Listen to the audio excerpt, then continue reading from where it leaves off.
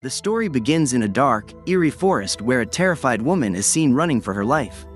She reaches a house glowing with red light, injured and disoriented. As she tries to understand her surroundings, a dark shadow suddenly attacks her, gripping her by the neck and lifting her into the air. The shadow utters the name, Andre, and at that moment, the woman jolts awake. It was a horrifying nightmare. The woman, Shalina, is shaken and confused by the dream, haunted by the shadow and its mention of Andre. Distraught, she goes to her fiancé, Andre, for comfort. The two share tender moments, their love evident as they prepare for their upcoming wedding. They live together in Ukraine. The next morning, Andre makes breakfast for Shalina before heading to work, but her mind is still consumed by the nightmare. She later calls her friend Yoka to share what happened. Shalina describes a dark force in the dream that seemed intent on taking Andre's life. Yoka becomes deeply concerned, and Shalina later tells Andre that they need to send him far away, hinting that she has a plan. Later, Shalina and Andre celebrate their anniversary, cherishing their love and happiness. They plan a party, but their joy is short-lived. The story takes place in 2022, during the Russian invasion of Ukraine. The invasion brings terror to the nation, with Russian soldiers abducting people and creating widespread fear. Many Ukrainians hide in their homes to avoid danger. Fearing for their lives, Shalina and Andre decide to flee. With the country under Russian control, Shalina suggests they go to her Aunt Yabo's house, located in a remote forest near an old cemetery, a place that remained untouched even during World War II. Andre agrees, and they set off in their car. On the way, Russian soldiers stop them, search their belongings, and interrogate them. Andre stays calm and polite, hoping to avoid trouble, but the soldiers begin harassing Shalina. Things escalate when they seek permission from their chief to take Shalina for their own vile purposes. The chief agrees. When the soldiers return and start touching Shalina, Andre can no longer suppress his anger. He attacks them, killing one and injuring another. Amid the chaos, Andre and Shalina manage to escape and eventually reach Aunt Yabo's house. Once there, Shalina rushes to help their injured dog, taking it to her aunt for treatment. But as she notices blood on her hands, she realizes something is wrong with Andre. Checking on him, she discovers he's been shot. A bullet grazed him, leaving him critically injured. Shalina does everything she can to save him, but his wounds are too severe. Andre succumbs to his injuries, leaving Shalina heartbroken and devastated. Shalina collapsed in tears over Andre's lifeless body. She had done everything to save him, but death had taken him. Her worst nightmares had come true. Meanwhile, the Russian soldiers casually looted the belongings of their fallen comrades, showing no remorse. They tended to their injured and rested as if nothing had happened. For Shalina, accepting Andre's death was almost impossible. Her Aunt Yabo tried to comfort her, assuring her that things would get better. But Shalina replied, "I don't want to fix anything. I just want Andre back." She continued, "I've lived through so much, seen endless wars, and lost many, but losing Andre hurts the most. For once, I felt like a normal girl in love, but even that joy was taken away." Lena vowed that those who caused her husband's death would not live in peace. Filled with rage, she ordered Andre's body to be covered with leaves. Then, she grabbed an axe and went to a hidden place in the house. With the axe, she broke through a wall into a secret chamber full of supernatural and dark magic artifacts. In front of a magical mirror, she began undressing, revealing tattoos on her wrists. In the reflection of the mirror, these tattoos appeared as shackles. Lena cut through these shackles, freeing herself. As she did, her body transformed, and powerful, magical energy surged through her. She wasn't just a woman anymore, she was a witch. Once, Lena had wanted to leave her old life behind and live peacefully with Andre. But fate had other plans. Now, she was reclaiming her true power and preparing to take revenge on those who wronged her. Meanwhile, the Russian soldiers received news that their food supplies would no longer arrive after the Ukrainian forces intercepted their supply truck. Their leader told them they were free to do as they pleased. The soldiers celebrated and scattered in search of food. Some soldiers arrived at a house where an elderly man lived. When he tried to stop them from entering, they killed him and stormed into the house. Inside, they found the man's daughter, Katie. The soldiers tried to assault her, but she managed to escape, only to be caught and knocked unconscious. One soldier then committed a terrible act against her. When Katie regained consciousness, she screamed, but the soldier showed no mercy. Meanwhile, other soldiers fired indiscriminately at another house for fun. A woman, witnessing the soldiers' brutal actions, tried to stop them, shouting, "Why don't you act like humans? Why are you behaving like animals?" Her words only enraged the soldiers, who killed her in response. Afterward, they took Katie to their camp, planning to exploit her as well. Meanwhile, Elena was conducting a blood ritual with the soldier who had been injured by Andre's gunshot. As a result of the ritual, the soldier's leg injury worsened, and he was overwhelmed by excruciating pain.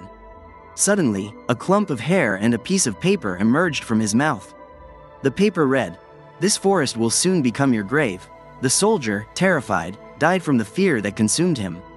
In his dream, the chief also saw Elena threatening to kill them all, which made him anxious.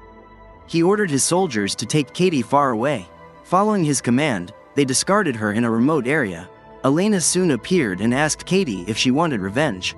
Katie remained silent, but the burning desire for vengeance in her eyes was clear. Elena immediately understood. Elsewhere, one soldier went to urinate and noticed blood in his urine, causing him to panic. Meanwhile, two other soldiers were shown. Elena attempted to possess one of them, but when she saw a family photo in his possession, she hesitated and decided to let him go. However, she tempted the other soldier with a pile of cash, and he eagerly followed her. The next morning, when the soldiers checked their phones, they saw a single message: "Your graves will be dug in this forest." This sent a wave of fear through them, but the chief dismissed it, skeptical of ghosts, spirits, or black magic. He brushed it off as a trick from their enemies and ordered the soldiers to remain alert. Suddenly, one soldier led the group to an area in the forest where numerous wooden dolls were hanging. There, they found one of their comrades tied to a tree, his hair ripped out, his lips sewn shut, and his stomach wounded. The gruesome sight shocked everyone. As one soldier stepped forward to help, the tied-up soldier exploded. Elena had set a bomb trap. This enraged the soldiers, who blamed the one who tried to help. Meanwhile, Elena was shown performing a major ritual in which she summoned a demon and absorbed its power into herself. Elsewhere, Yoka stepped out of her house and saw dead birds falling from the sky. Horrified, she rushed to Elena, only to realize that the ritual she was performing had gone too far. It was dangerous, even for Elena. Yuka tries to convince Elena, saying that if she doesn't stop now, she will also have to face the consequences. Elena responds that she doesn't care about herself and is willing to go to any extent for her revenge. She adds that even if she dies, it won't matter to her. Yuka then tells her, "I was the one who gave you a new life by making you a witch, and now you're leaving me all alone like this." But Elena ignores her completely. Meanwhile, a soldier finds a family photo of his wife and son, covered in blood. This was Elena's doing, and through her ritual, she even had a plan to kill them. Seeing this, the soldier becomes terrified and requests the chief for permission to go to his family, but the chief refuses. Left with no choice, the soldier takes a tank and heads toward the city himself. However, on the way, Elena begins playing with his mind. Trapped in his own thoughts, the soldier accidentally runs over two of his comrades with the tank. Afterward, the other soldiers severely beat him. Despite his attempts to explain, they refuse to listen. Meanwhile, a bomb attack occurs at the camp, causing all the soldiers to become separated. The soldier who had killed the innocent woman ends up alone in the jungle. There, he begins seeing the woman's bicycle and her ghost, which terrifies him. Trying to save his life, the soldier starts running, but suddenly the chief appears in front of him. The chief marks his forehead and says, "Your time to leave has come." However, this wasn't the chief, it was Elena, who kills him and takes out his heart before returning home. When the other soldiers regroup and find the soldier's dead body, they are shocked. They can't believe their enemy would go to such extremes. One soldier begins to talk about supernatural forces, but the chief denies it and scolds him. Meanwhile, Yabo sees Elena eating the soldier's heart and becomes terrified. She tries to reason with Elena, but Elena hurts her, saying, "I need more power." Later, when Elena regains her senses, she apologizes to Yabo for her actions and leaves. Even Yabo begins to fear Elena now, as Elena is not only losing her identity but also becoming a wicked witch consumed by her thirst for revenge. At night, Elena sneaks into the soldiers' camp and leaves a warning there. The next morning, when the soldiers don't find the bodies of their fallen comrades, they panic and set out to search for them. Moving further into the forest, they find the dead bodies hanging from trees. Seeing this, One soldier becomes so terrified that he takes his own life, preferring to die rather than face Elena. On the other hand, the soldier who had wronged Katie finds his private parts rotting and writhes in pain. In desperation, he goes straight to Katie's house. Katie, ready to take revenge, was about to kill him when the soldier began pleading for his life. Feeling pity, Katie decides not to kill him. The soldier grabs the chance, picks up a gun, and is about to shoot her, but Katie kills him with an axe just in time. Meanwhile, the remaining soldiers spot Elena and begin chasing her.